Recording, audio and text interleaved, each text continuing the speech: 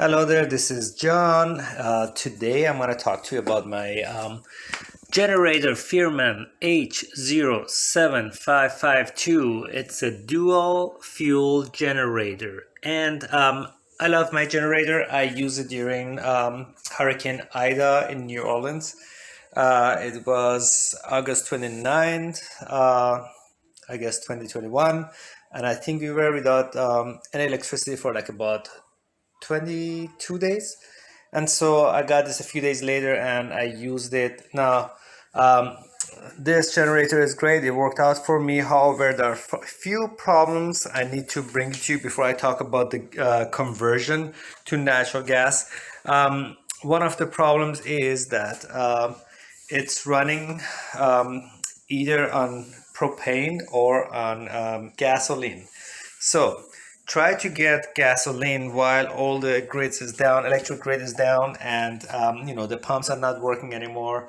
Well, good thing I actually had some in my gas canister. I'm going to show it to you in a second. All right, I'm outside. These are my canisters of gas. I refilled them again because the hurricane season is back. These are my regular propane tanks that I use for barbecue. Okay, I'm back in again. We are expecting a tornado today in New Orleans. So the Lord told me a few days ago just to get this thing ready, and I thought I'm gonna make a nice video about it.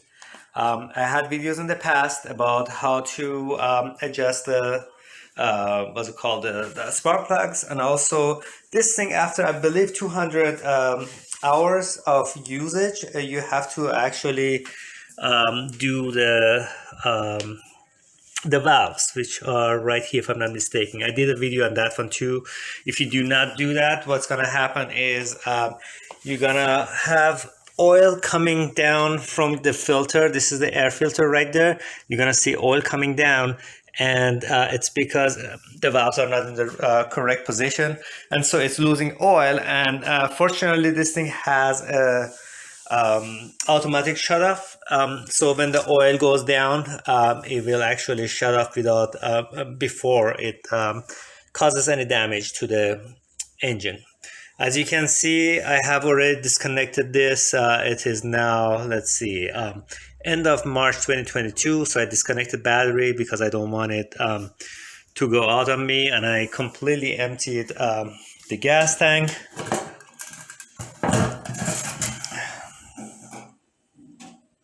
Oh, there we go. There's nothing in there, trust me. Even though it does smell like gas still a little bit.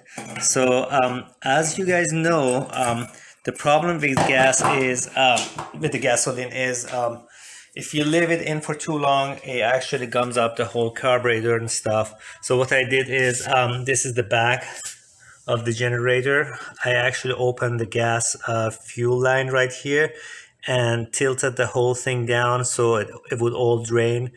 And so I'm pretty sure there's nothing in there anymore, because that's not good. You don't want that. So yeah, I did drain the whole gasoline. I disconnected the battery because I wasn't using it anymore, and the oil, I did not do anything about it because oil goes bad. So I just left the old oil inside, and whenever I'm gonna use it, just right before it, I'm gonna drain it and then put new oil in it. All right, that was the problem with usage of gasoline. Now, again, the grid is down, the pumps are not working unless you have a few, cans of gasoline. You're not gonna go anywhere with this thing. How about propane? Well, you have this thing that comes with it. This hose connects right here, and so you have to actually turn this to liquid propane. Right there, and then you can use it that way. If you want to use gasoline, obviously you have to go this way, but anyways, on propane you're gonna go to this side, and so you put that thing in right there on this side, and you don't have to make it too tight. And this side obviously goes to your propane tank. Now, problem with that is, unfortunately, the propane tanks that I showed you, the ones that I use for barbecue, they start freezing. Why? Just because when gas is under pressure, it's kind of half liquid, half kind of gas, and then as soon as it's losing the pressure, it's it cools down. What happens is all around the gas tank gets really cold, and then because we have a lot of humidity here, it builds ice around it, and then because of that ice, it kind of acts as a what do you call it, insulation. And so now the temperature inside is so low that the liquid propane stays liquid. It doesn't turn on to gas much, so we don't have much of pressure anymore. Guess what? After 1 hour of leaving this thing on propane, it would actually shut off just because there is no more gas going in, no pressure. Unless you have a big propane tank, I would not recommend using propane. Somebody told me you can put the propane tank inside a warm water kind of canister. It will help. I don't know. I didn't try that one. I did leave it. Well, this is dangerous. Don't do it. But I tried to leave it right here close, not too close, but kind of close to the exhaust, like right here behind it, a few feet in the back. And so the side that was getting some heat, that wasn't too dangerous, was staying away from being frozen, but the other side actually got frozen. So instead of 1 hour going out, it took like 1.5 hours or so to go out anyways. I'm sorry, this is my kitchen. I'm sorry that I'm using my kitchen for this, but we are expecting a tornado today, so I'm trying to do this now. All right. So I thought to myself, I'm going to go ahead and actually use natural gas. Now I have natural gas outside. I will make another video how to prepare that to connect your generator to it. So I did order some good hose, natural gas hose from Amazon. It's a 3/4 flexible, and it's I think 10 or 15 feet. I got a really good deal on it. I'm going to talk about this later. All right, here is my order, and I ordered this thing from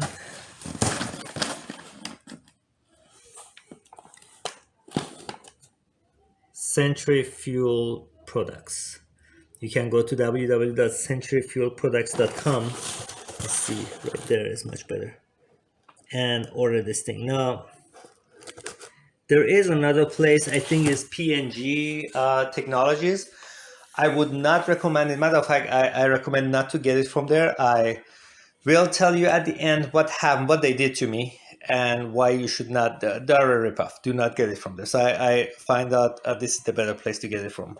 And yeah, I tell you at the end. Trust me.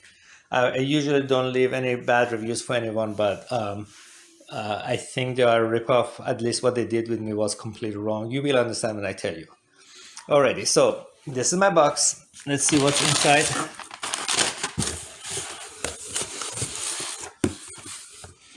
Alright, let's see what this thing is.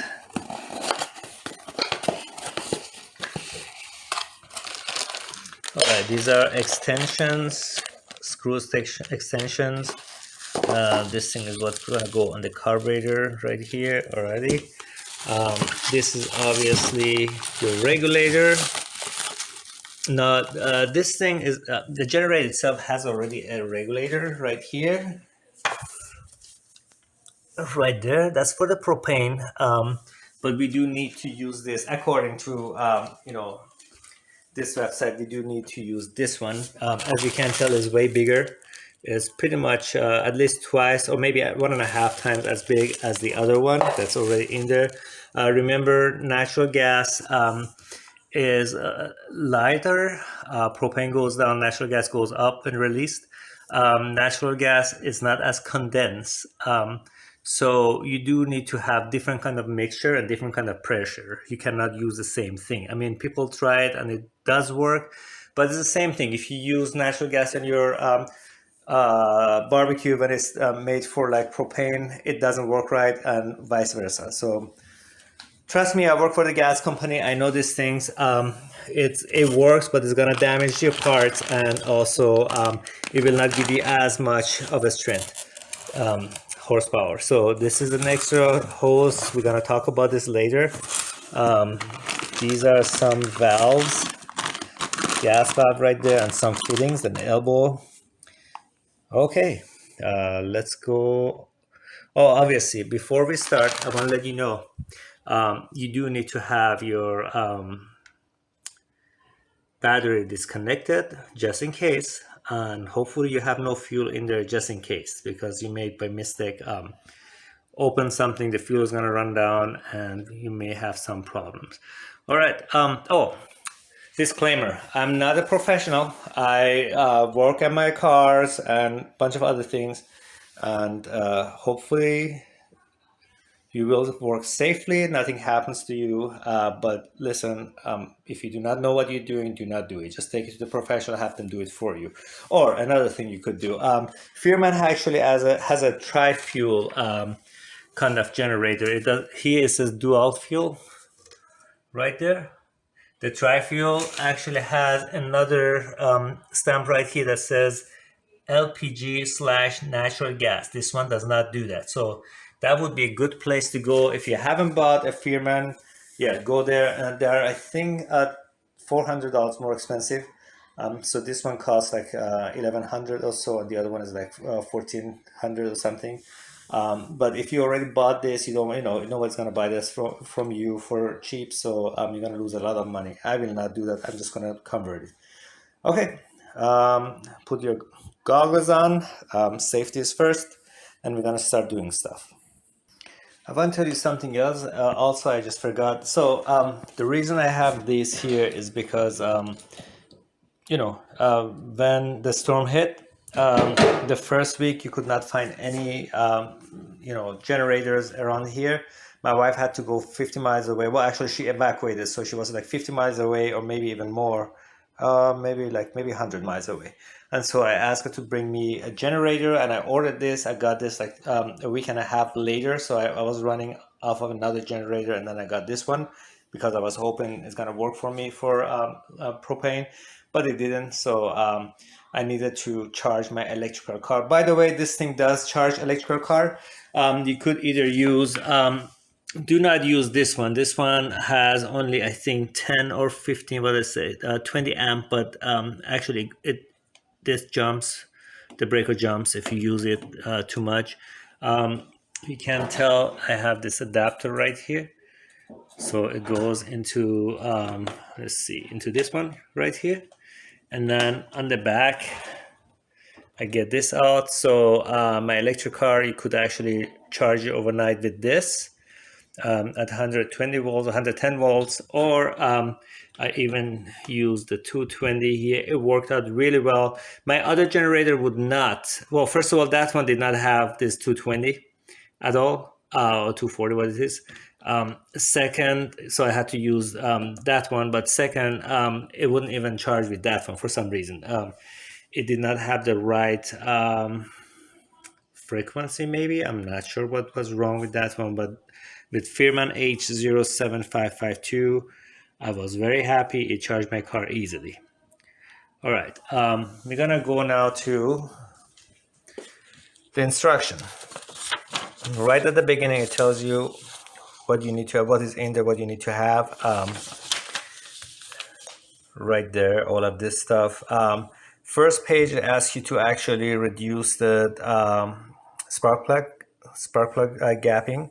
I'm going to do this at the end just so that I will not, I want to make sure I have all the parts first. And once I put everything together, I'm going to do this.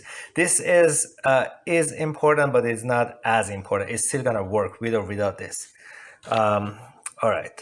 Oh, by the way, if I have to make more than one more video, or maybe a couple more, I'm gonna just put the link down below. It's gonna be part 2, part 3, as many as necessary. All right. Okay, so this is page 6. It tells us to actually take the stuff out of this box that comes in, and these are the stuff. be careful, this is a gasket, you don't want to break this. So it wants you to actually take this elbow right here and put it in here. Now these are the parts that came with it. It's not the one with 3 sides, it's the one with 2 sides, and it wants you to use Teflon. I do not have a Teflon, but this is what I have. Pipe thread sealant. I used this for gas before. They are very reliable. The other ones that you could use other than Teflon would be, I think I have the white one. This is the white paste kind of things. The green kind of stuff, that those are even better. Problem with those is they're very messy. If you get on your clothes or something, it doesn't, you cannot wash it off anymore. So I'm gonna put it together. I'm gonna show you how I did it. This is before. I'm gonna show you how it looks after. Okay, this is after.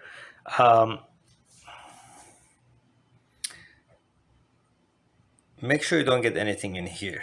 If you do, you just wipe it off, Q-tips or whatever, before you put it on. You don't have to go all the way up because that's not going to be threaded in all the way, so no worries, just a little bit. So I'm going to put it in and show you how it goes in.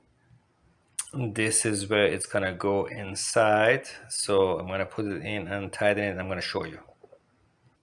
Okay, here it kind of looks circular, but the thing that they send me, the fuel adapter they send me, actually doesn't look like that at all.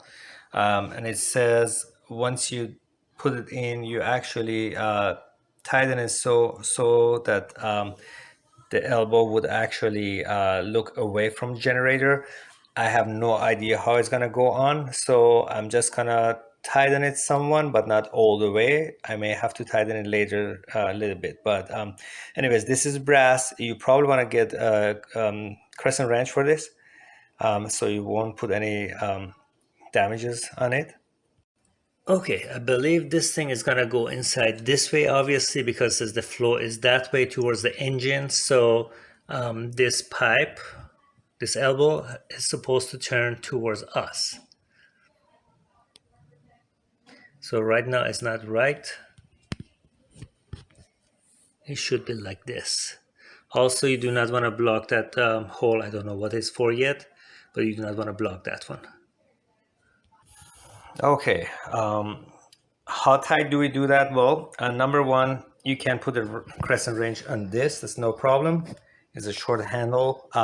You have sealant. Remember, natural gas has only 0.9 water column of pressure. That's less than 1 pound. So don't worry, it's going to be sealed. We have enough sealant all over here. Do not put anything on this. That one is going to go against the engine one side, and the other side is going to go against the air filter, and you're gonna have a gasket later over it. So you do not want to have any kind of scratches on here. So what I would do is either you put something in here so you can hold it tight, or you just hand tight it. I'm gonna do hand tightening, and it should just look this way once you're done with it.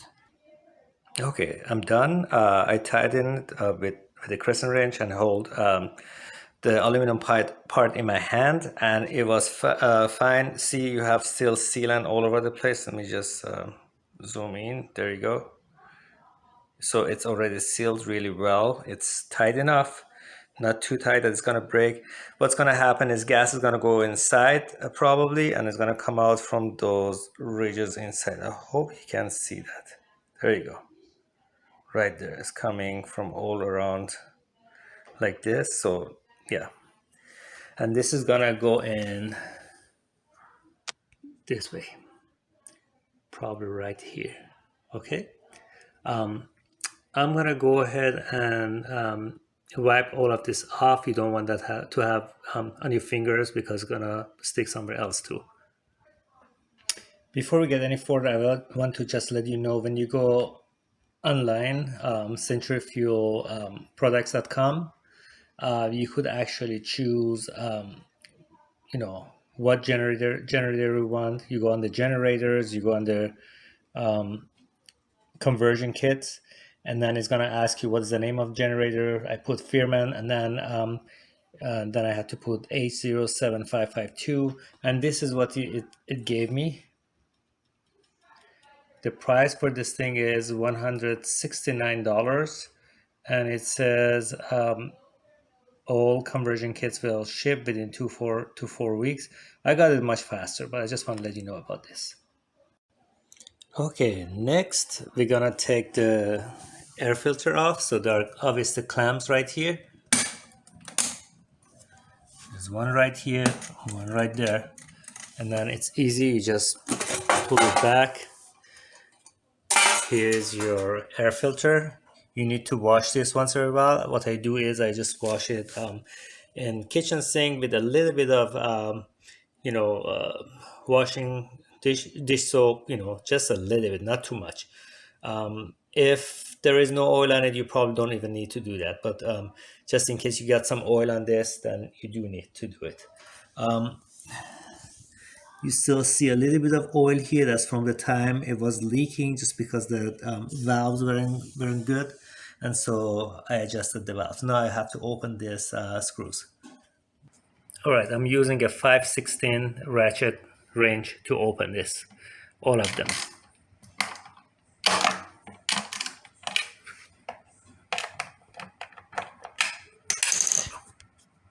Okay, I removed 6 nuts, and I'm gonna just move this. Oh, wait, I gotta do this one as well. Okay, I actually did not have to move this one yet. I took this part out, and I used a 5.5 metric to get this one out, and I have to do that one as well. So let me do this, and I'm gonna wipe off all the oil that I didn't get to it last time, and I'm gonna get back to you. All right, I wiped off the oil. Remember, the oil is there because of the bad valve adjustment, just because the first time you use it, everything moves. So if you see oil, you probably have to do adjustment. I think it's after 200 hours or so, but look at the instruction. It will tell you exactly when. Before I open this one, I actually have to remove this pipe right here and this pipe. All right, pipes were removed, nuts were removed, and still it's not coming out. Guess why? There is a bracket right here that is attached to back of this part right here, and I hope you can see that. There it is, right there, right there. This has to come out first too. All right, so that's the black one right here. The other two were actually silver. They're all the same size. And I'm sorry, I said 5.5. It's actually not 5.5. It was actually 10. So the wrench I used with the extension for this one in the back, it was 10 millimeter. And there we go. Slowly pull out. You don't want to damage anything, just in case there's a gasket right behind there. Ooh.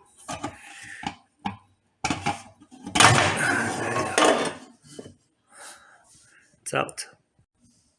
Okay, look at this gasket right here. It's a very thin gasket that goes right there between the carburetor, and this is where your air filter would go in. So the back of the air filter right here, and the carburetor. Now, that gasket goes right back in here later. So we need to actually remove this. Just make sure you know how to put it in. Actually, because of the form of it, you know how it's gonna go in, but exactly the same way. Now, when you separate it, make sure you do not break the gasket, or else, I'm sorry to say that, you need to wait and order another one. We don't want to do that. So just remove it carefully, put it aside, and remember how it's gonna go back to this. I would put the same side to this one. Okay, it wasn't easy, but I managed to actually move it. It was kind of stuck, almost like it was seemed to be glued here and on that side. So I had to go here, push a little bit, and then go on this side, push a little bit, actually pull it out a little bit, and go on the bottom and on the top. So all around, you gotta pull a little bit towards yourself, so that it wouldn't break. If I did it the wrong way, it would have probably broken from here. So anyways, it's coming out. I'm gonna put it exactly the way it is. I may actually mark this right here with like a I'm not sure, marker somehow, so that I know how it was on. Now, you don't want to insert a knife or anything here. This is a carburetor. I used to work for the carburetor shop way back then in the was it 70s or 80s, when cars had carburetors. So, well, not some of them already had injectors, but you know, the old fashioned was still very around. And you do not want air to seep through from here or from here because your gasket is broken or because you have scratches here. So be very careful. Do not insert anything. You just go all around and try to pull it forward little by little, and then you can separate it. Okay, there you go.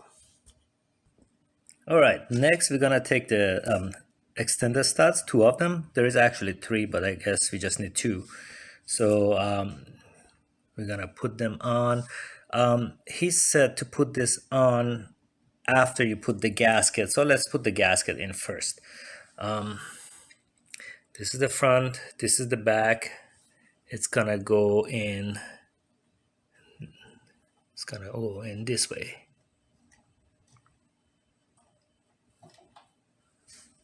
All right, how do you know which way? If you put it backward, it's gonna look like this. So that's wrong, obviously. The writings, put it to the back, so you see this surface, and it goes right in. You're gonna put the studs in. Probably should have put the other one first.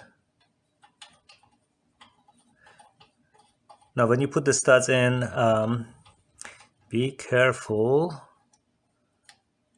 Let's see. Does this go on top of the gasket? Huh. Interesting.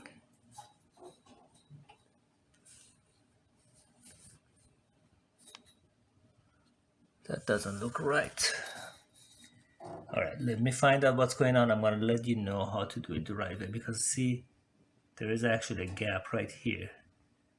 There is almost no gap here. So I'm gonna push it this way, and then I'm gonna see how it looks like. Okay, I think I figured it out. So first, let me tell you this. Let me just open this. Okay, so the reason you put the gasket on first, because this diameter is not smaller than this one, so this wouldn't actually slide over it. So this actually pins it down. So again, this goes in, and the way you know how it is the right way and how far you have to go, let me put some light here.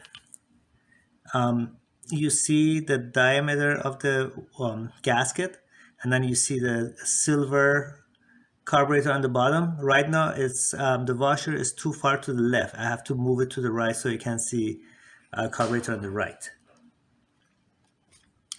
Okay, I hope you can see this.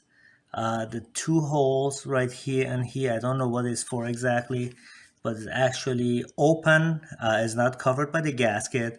More importantly, if you see all this silver, the carburetor, which is aluminum, you can see it all around. So now we are kind of in the middle. As far as how to tighten this, I actually did it a little kind of hand tight. Let me see what happens if I tighten it too much. Okay, it warps a little bit. So you don't want to tighten it right now too much. The reason for that is once you put the rest of the stuff on it and you actually tighten the nut right here, it pushes everything back, but it will not warp here. You want this to be completely straight. So hand tight is enough for now. And then I'm gonna go ahead, put everything back, you know, the way it's supposed to go. Obviously, let's see. Oh, I forgot. So the adapter right here, this is gonna go in. Now, how do we know what way it's gonna go in? Well, obviously, the fuel goes in this way, right there. So, and this shows you the fuel flow is gonna be this way. So if I hold it this way on this side, that's how it's gonna go inside.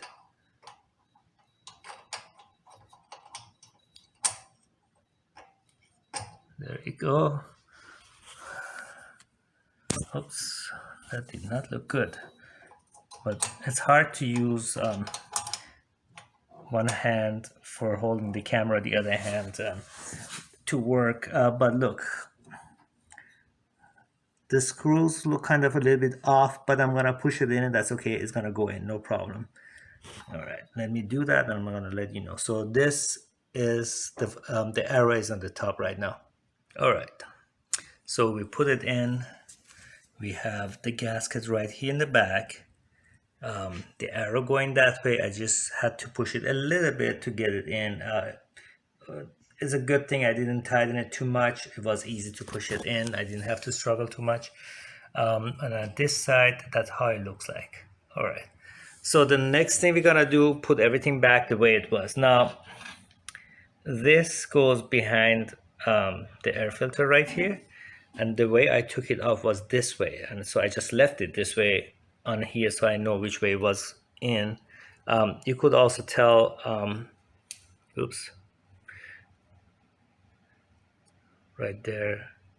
You actually can tell how it used to be just in case, because there's a groove here on this side. It actually comes out. It's hard to show, but you get it. Maybe I should clean up the oil a little bit. Okay, it's in. I cleaned up the oil. I was very careful not to damage anything, not to tear it open. So obviously the way it goes is in this way. I'm sure you cannot put it the other way. Also, it's very evident that you have to put it this way because that's gonna go on top of that. So I'm gonna put that on the top and start putting some screws, nuts on it. But wait, before you do that, remember we had another bracket here.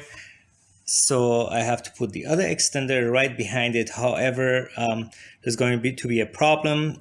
You kind of have to push this inward, a little bit upward in order to get it in. The whole thing is going to be crooked, but you don't have to really tighten this one. My problem is once I put this in, it's going to go right behind here. We may have to cut this bar. I hope not, but we'll find out. Anyways, let me just put this together again. Okay, I hand tightened these. As you can tell in the back, I don't know if you can tell, right here is really not in place. There is a little bit of distance. I'm gonna leave this black nut a little bit open. I probably won't make it tight at all.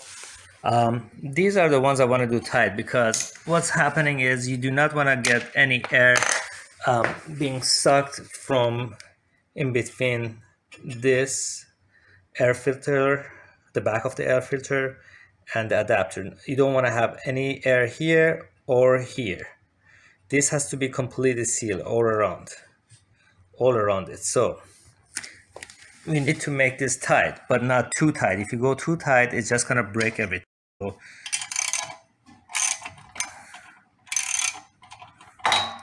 okay, that's tighter.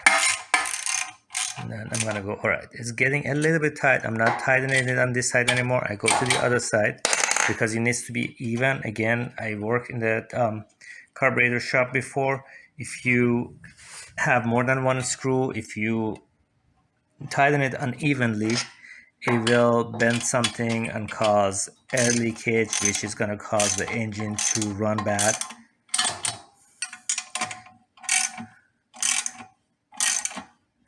I'm not really putting too much pressure on it. Okay, it's getting a little bit tighter.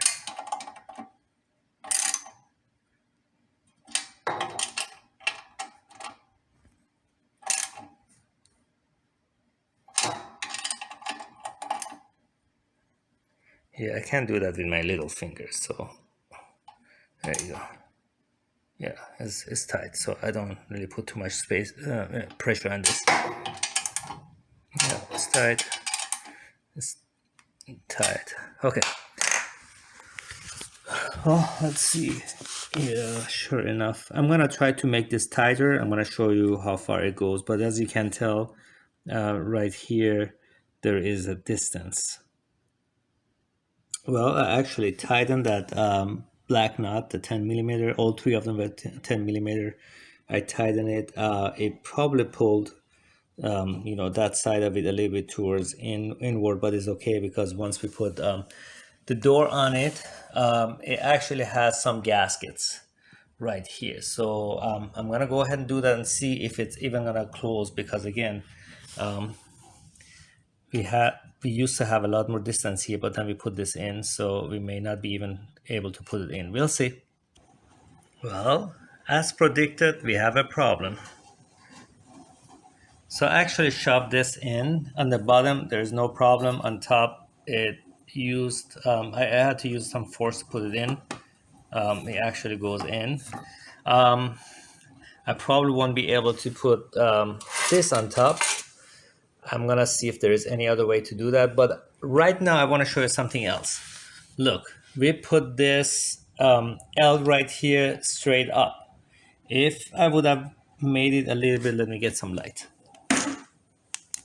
If I wouldn't have a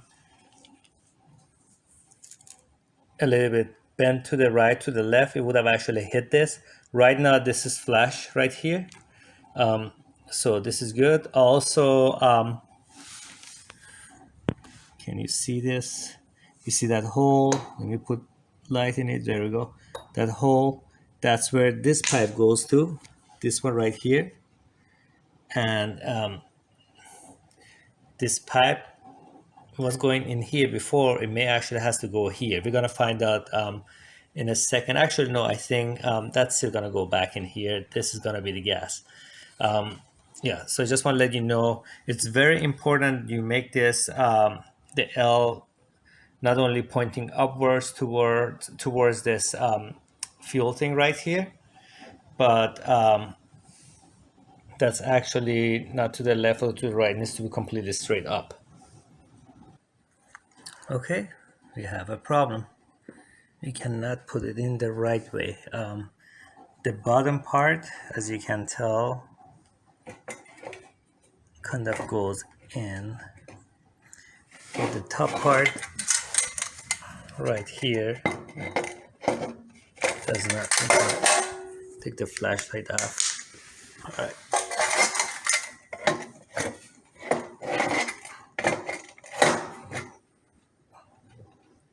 Okay. So a couple of things I could do. I could cut this. If I do so, I still have problem getting this under that. On the video, the manufacturer said you could actually cut this right here from there to here and get a bracket. That's possible. I could do that. Or if I could just move the whole thing a little bit this way, I may be able to make this just go work. In order to do so, I have to move those parts on the bottom right here. The rubber parts that's gonna keep the engine from vibrating.